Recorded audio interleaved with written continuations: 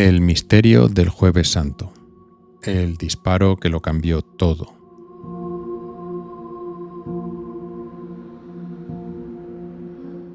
Queridas, hoy abrimos la Sala Rosa Histórica para desvelar un secreto a voces, una sombra que persigue a nuestra monarquía desde hace casi 70 años. Es una historia de exilio, de ambiciones políticas y de una tragedia familiar que lo cambió absolutamente todo. Marzo de 1956. Un Jueves Santo triste y lluvioso. En la tranquilidad aparente de Estoril, Portugal, una bala destrozó la vida de los Borbón y, sin saberlo, trazó un nuevo camino para España. El infante Alfonso de Borbón, de solo 14 años, llamado el Senequita en su familia, murió de un disparo. ¿Quién apretó el gatillo? Su hermano mayor, Juan Carlos, el futuro rey. Desde ese momento todo se envolvió en un silencio espeso. ¿Fue un accidente doméstico, fruto de una imprudencia juvenil? O, como dicen algunas voces, una operación planeada, un golpe bajo de la política más oscura. Hoy ponemos las dos versiones sobre la mesa. Agárrense fuerte porque este misterio todavía resuena. Primer acto. El accidente en Estoril, la versión oficial. Para entender este drama tenemos que viajar a la villa Giralda de Estoril, el refugio dorado de la familia en el exilio.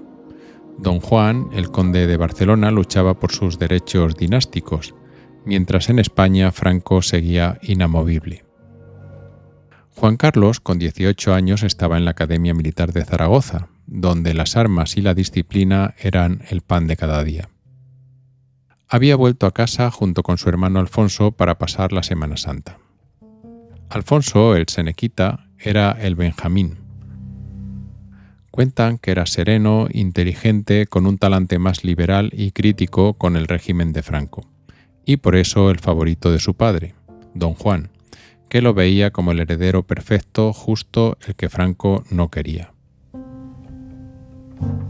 Ese Jueves Santo, después de la misa, los dos hermanos coincidieron en la casa. Parece que Juan Carlos había traído consigo un arma corta, una pistola del calibre 22.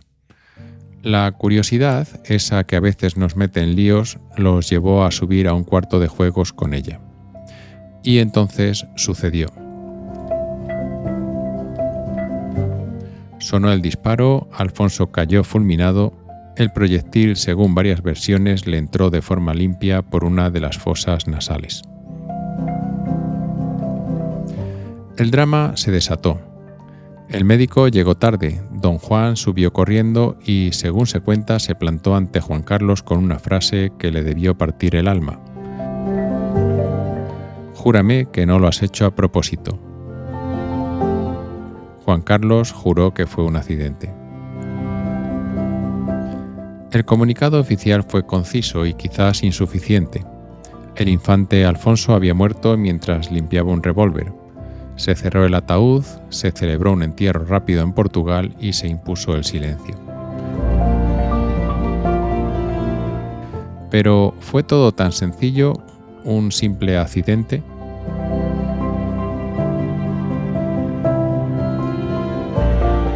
Segundo acto. La teoría de la conspiración. Aquí es donde entra la segunda versión, la que nos hace preguntarnos si lo que nos contaron fue solo un guión encubierto. Esta historia no suena en Estoril, sino en un palacio de la provincia de Cáceres, en España, 24 horas antes, la tarde del 28 de marzo de 1956. El coronel Amadeo Martínez Inglés, que ha investigado a fondo este episodio, sostiene que el drama ocurrió en el Palacio de las Cabezas, una finca de caza en Casatejada, Cáceres. Y lo más impactante, sostiene que no fue un accidente, sino una operación calculada por el propio Franco para asegurar el control de la monarquía. Recordemos que, según algunas fuentes, la pistola calibre 22 la habría regalado el propio Franco a Juan Carlos, en un detalle que bajo esta luz resulta de lo más siniestro. Según la lectura del coronel, el disparo no fue fruto de la imprudencia, sino parte de una estrategia política oscura, un golpe de ajedrez donde el hermano mayor Juan Carlos habría sido instrumentalizado para acabar con la vida del infante Alfonso, el Benjamín. Una acusación que convierte el drama familiar en una conspiración de Estado, en la que el futuro rey era, en el mejor de los casos, un actor sometido. Los objetivos: 3 dardos envenenados. Destrozar a don Juan física y moralmente, quitándole su hijo predilecto, su rueda de apoyo. Eliminar a Alfonso, el senequita, ese joven liberal y opuesto al franquismo que se perfilaba como un competidor indeseado para el régimen. Y someter a Juan Carlos, dejándolo marcado por el trauma para que fuera un rey más maleable a los intereses de la dictadura.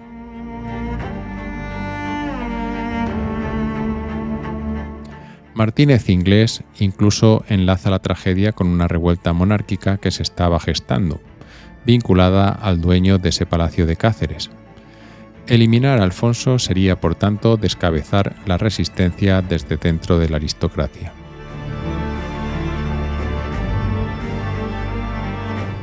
Y aquí el detalle más escalofriante, mis queridas. Según esta teoría, el cuerpo de Alfonso fue trasladado de Cáceres a Estoril, oculto en el maletero de un coche, en la oscuridad de la noche. Y el famoso juramento de don Juan, júrame que no lo has hecho a propósito, no se habría pronunciado esa misma noche, sino a la mañana siguiente en la Villa Giralda, cuando llegó la comitiva con Juan Carlos y el cuerpo. Una escena mucho más oscura que convertiría el juramento en la puesta en escena final de un engaño.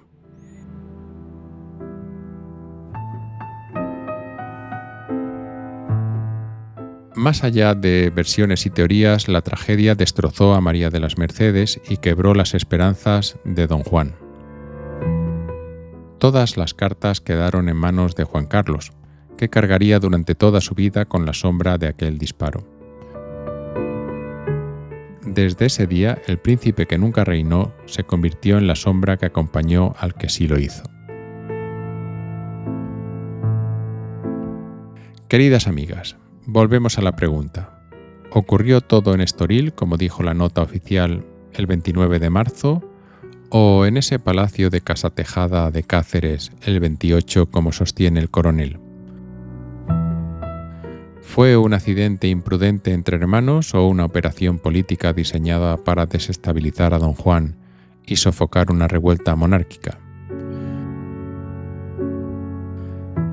Lo único indiscutible es que Alfonso murió con 14 años y su ausencia cambió para siempre el rumbo de los Borbones. Y lo más sorprendente, lo que nos sigue inquietando en la Sala Rosa, es que, después de tantas décadas, un episodio tan decisivo para la historia de España no haya sido jamás investigado ni aclarado de manera oficial. Un disparo que marcó a una familia, a un rey, y que todavía resuena como un eco incómodo de un secreto que se niega a morir.